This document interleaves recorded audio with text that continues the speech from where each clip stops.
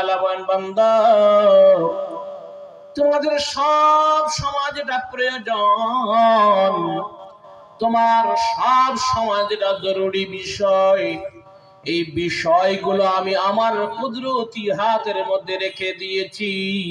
এটা কোন দলীয় সরকারের হাতে দেইনি, পৃথিবীর কোন মানুষের কাছে আমি এটা সুপর্দ করিনি।